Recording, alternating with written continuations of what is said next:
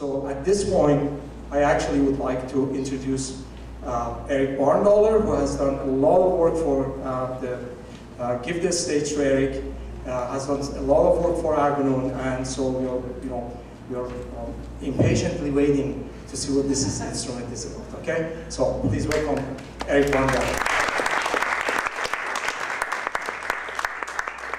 Hi everyone. So Reza already covered the meaning of the word Arghonoon, so I wanted to get into what this instrument is, and we certainly have a lot better sounds and tools than the synthesizers that Reza was using when he first started out in this project. In recent years, there's been a large number of extremely high quality sample libraries, they're called, come out to the market. That what they do is they record almost every single note that an instrument can play at every dynamic level in several articulations, and you can put these together to create enormously realistic performances. And these libraries exist for Western orchestral instruments and also for instruments from around the world. But the problem is they all come and operate only in equal temperament. And obviously you can't use these tools to, as they are, to play authentically in their natural tuning systems. So that's where we developed software to deal with this problem. And the way we do that is with the pitch bend wheel, which if you've played a keyboard before, let's make sure it gets out.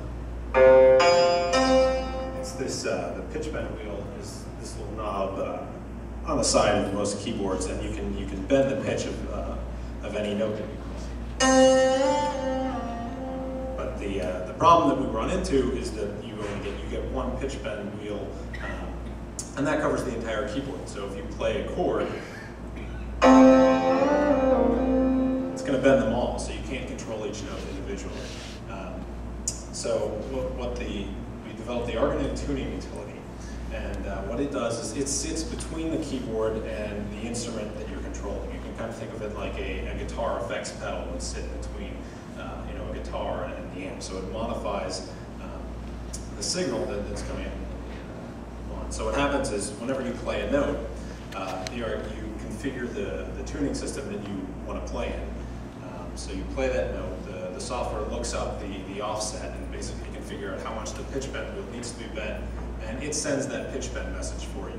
And there's a couple other technicalities for how we have to load multiple copies of an instrument and kind of go in a round robin circle because of that problem I mentioned before with the pitch bend wheel applying to the whole keyboard. But in essence, that's what it does. This software can insert those pitch bend messages as you play in real time. And so here's the current screenshot, and we'll switch over to the actual software in a second, the current version. So there's some minor configuration details, but you basically can just specify the sense offset from equal temperament of every note that you want to play. It's pretty simple to use. We're working this summer to create more tools to help calculate these systems. A lot of tuning systems are specified in frequency ratios, and there's a lot of other ways to calculate it. So the new version that we're going to have ready to go this summer has a lot more tools to help you calculate these scales. But so here's the tuning utility software, and we have loaded a tuning template for the mode of Shure. It's already configured, and what we'll now do is demonstrate one by one the tuning on several. We're going to start with the Santour. Let me explain to you what the mode of Shure is before we just play this. The mode as we have, and I asked Dr. Salafi actually to improvise on this mode. The one we start from G, okay? And the second note is a microtonal higher. Again, it has the first down, the first tetrachord is G, A flat, a microtonal higher to C. And then also the performer many times uses this F, and sometimes the lower here tetrachord here from this tetrachord, and then from this tetrachord again this is transposed a fourth up and recreated in above. So what we have done is we have calculated all the microtones here and essentially the microtones here, this is between 130, this is about 135 cent. This was about 160 cents, okay? This is about the minor 182 cents, it's not really 200 cents. And then that repeats the whole way above. Except this F to G, which is the major whole tone, is 204 cents. So now we're going to just play this. That's the Santur sound.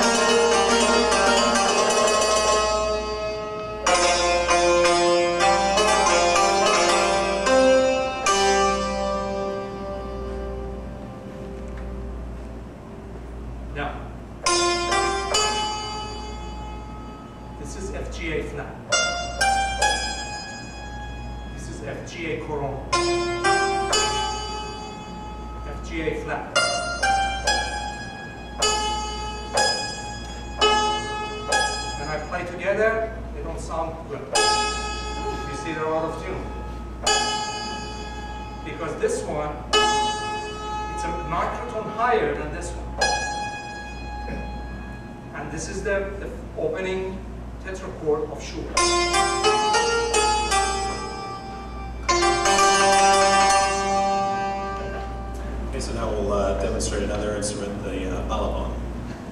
The Balaban is actually also called dudek. It's one of the great instruments that used across the Middle East, actually Near East. Very much popular in Armenia, which is called dudek. Also in Turkey, which is called Balaban, and also in Azerbaijan, North and South Azerbaijan, the Republic of Azerbaijan, and also a great instrument of the Azeri instrument. And it's a very simple, actually, instrument. It has a beautiful sound, which is a cross between English horn and saxophone. And I'm going to play actually a little bit of this for you too.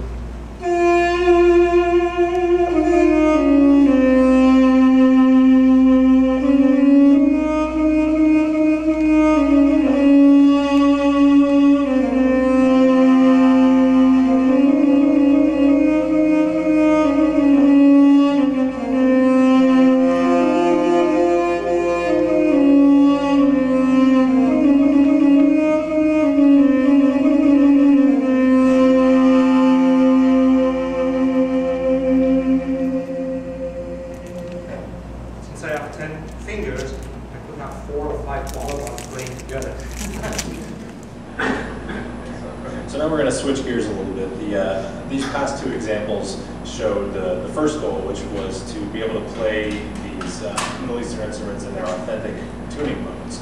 But now, one of the things that this tool gets interesting is we can do apply the same tuning systems to Western European instruments. We'll show you now harp, xylophone, and trumpet in the same mode. As Eric is setting up for this, we are right now, our instrument is essentially monophonic. We're using different channels to create the polyphony. But next step is monotimbral, I would say. But next step is that we are actually going to have the instrument multitimbral, so that we can actually create a full orchestra, essentially playing on different channels and just orchestrating. Now, this is a harp, actually, which also I like it very much in this sample. It sounds also like the Persian Balaban. It's just it has a very full sound.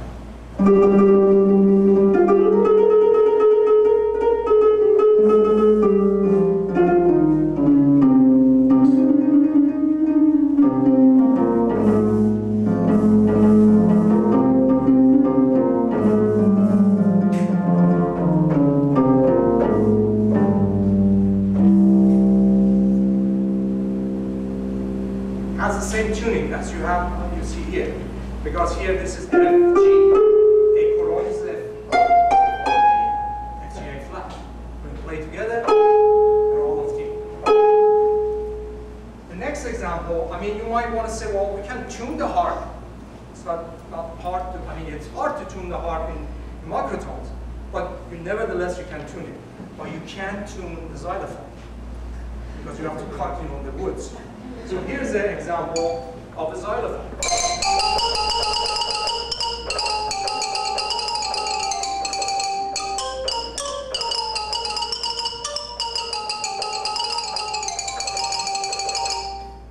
Think of all this, Western, all this Middle Eastern, ensemble playing with xylophone together.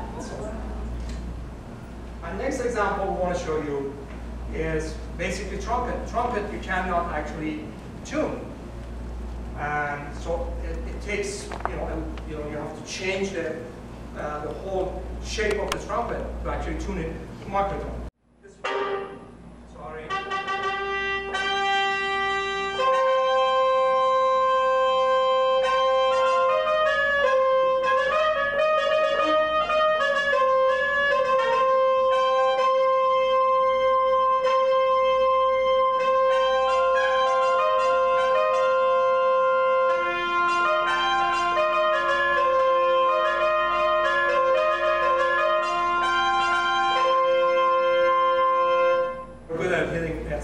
So trumpet with, we have a lot of examples that we have here, but we are running out of time.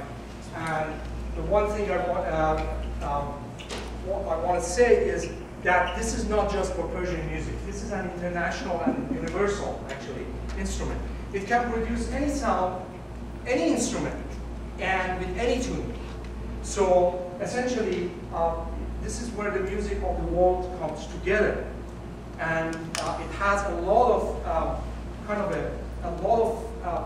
impacts that we will later on.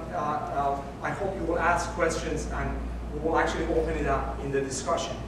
And also, it has a lot of impacts on Persian music because the new generation, the young generation, love this stuff, and they don't want you just if we stay close and ask them to play tar and santur and so on, they might forget the tradition. The most important is to recreate the intervals, which are very, very vital for the music. And so help the young generation actually come in and blend with our tradition. Any tradition that does not want to adjust itself to the change will become a museum. And this is a major, major danger that a lot of tradition, including the Western tradition, classical music is facing. And we'll discuss a little bit more about that. And we have to actually do about something. And we'll discuss that in detail, but I'm going to put that back. So the last thing we want to demonstrate is to give you kind of an idea of some of the applications. And as Reza mentioned, this is not just for Persian music. So I composed a short little demo. It's about 45 seconds long. It's for flute, erhu, marimbas, and dolak, which is a drum found in North India and Pakistan. And it's all tuned in the Javanese gamelan tuning system of Slendro, which is a pentatonic scale. And I'll play this back. I've got a score that I'll fast forward through on the screen if you want to try to follow along.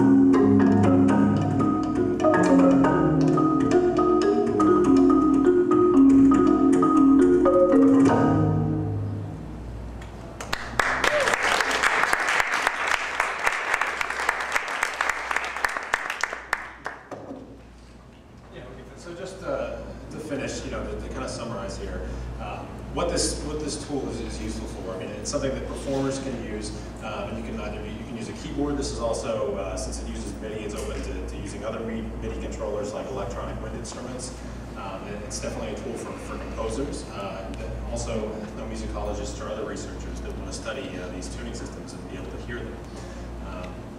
again, this has applications both for live performances, which we hope to have soon in the future, and recordings like we just demonstrated. And so where we want to go from here with our research is, again, more tools for scale construction, how to take these sequences of interval ratios and can construct these scales. We'd also like to support what we call mode mapping, which is taking any of these different tuning modes and kind of applying it so that you could just play on the white keys, on the diatonic keys of the piano, and play in that mode to really facilitate performance ergonomically, especially for young musicians learning the system. And the last thing we want to kind of get into is to really make this more realistic. I mean, ornamentation plays a huge role in Persian music and certainly other musics around the world. And adding more support for ornamentation is one thing that we need to really take this to the next level. We're going to start experimenting with foot pedals and other systems that can be used to trigger ornamentations. Beyond that, I mean, we always would love to find more sound libraries for expanded compositional possibilities. I mean, the demo that I just had was, I think, pretty interesting. Just that I can use a Chinese string instrument and all those other instruments from around the world. But as more and more instrument libraries come out, I think it's exciting. There's definitely more possibilities for us as composers. The next step for us is also the multi-timbral or multi-instrumental composition support that Reza mentioned. And the last area of research we want to look into is intelligent computer accompaniment, so that somebody can be playing the santur here and have another instrument that improvises along with it, which is, I think, a pretty cool area that we'd like to explore in the future. So I think before we turn it over to Dr. Sagafin, if you'd like to start getting set up now, let's open it up, I think, to questions. Yeah, what we're going to do is we're going to do a little bit of question and answering. Meanwhile, please feel free to stand up and move your limbs and so on. Have some food and some drinks we'll have. And then while we are setting up for Dr. Salafi, do you have any questions? Yes? Yeah, the biggest difference, most obvious difference from the Indian system is that you don't have to have the drone. And the Indians say that they can't perform without the drone, and the singer had no drone at all. That's right. How did it go away in Persian music? Or was it added in Indian music, which chicken and egg? Well, the Persian music, it's related to Indian music in terms of structure. Right. Not in terms of the performance techniques and or the way that the modes are used, because they have different modes. And essentially these are, my guess is that the two cultures were at one time when the Indo-Europeans just came, like 5,000 years ago, when they came to the plateau of Iran, and some of them went to the India, they had actually very similar culture and kind of diverged. But we know historically that during the Persian Empire, many Indian musicians came to actually Persia as the court musicians. And in fact, there is in the North Persian province of Mazandaran, there are people who call Godar, and they are Indian in origin. And they actually, there's a group of them, and their music and their features, they are very different. And they actually, people say that these people came from India, first, AD to come to this. Essentially, I think it's the two systems kind of diverge, but internally they are actually related. People think that Persian music is related to Arabic music and Turkish music, which is true. They have some relationship with these two, cultures, musical cultures. But it's much more depth relation is actually with Indian music. Even that at the surface, we don't actually see that. At the surface, we see that it's very close relation to Arabic and Turkish music. But more in the structure is related to the Indian music. Yes? Have performers on Western instruments tried to emulate this tuning without your system? Have they, on the real instrument, have they tried to just adjust the pitches, and did that work? That's a good question. I actually, I have left since 2000, last 10 years, when I started, I actually completely left the Western system. So all my music from 2000. By the way, there are my CDs there on sale. If I wanted to get there and get my music, okay? And you know, anything we earn, we'll give it back to the SFCI to go to this project. So, you will see in my string quartets from 2000, I don't use anymore the equal temperament. But I had very difficulties because Western musicians can't play this, you know, microtones. If I want to do this in intervals for Western musicians, which means every note is different, it's impossible to play for Western musicians. What I have actually come up, which what I call, since we don't need is, I'm going to call a mixed tuning. The mixed tuning is basically equal temperament plus addition of some of these intervals. That means, you know, this B flat will be like equal temperament, this C will be equal temperament, this E flat will be equal temperament, this F will be equal temperament, except this A coron, which means a quarter tone higher than A flat, it will be added, kind of inserted in, and the D coron will be inserted. So we actually, I tell the musicians, usually the string player, to get that D coron slightly higher than D flat. And they pick it up, especially the string musicians. Now here's the secret. String musicians never play in equal temperament. They do not, because internally they actually play on perfect fifths. They're all forced to play, you know, equal temperament when they are in the orchestra. When they're outside by themselves, they never play. So they pick up this very fast. And so you are right. It's very difficult to produce this. It's easier to produce with string instruments. By mixed tuning, actually, I have done several works that I use the mixed tuning. But still is a problem because it's like, you know, it's like me speaking in English with a Persian accent. You see that? It's not English. It has an accent. So they play Persian music with a Western accent. Okay?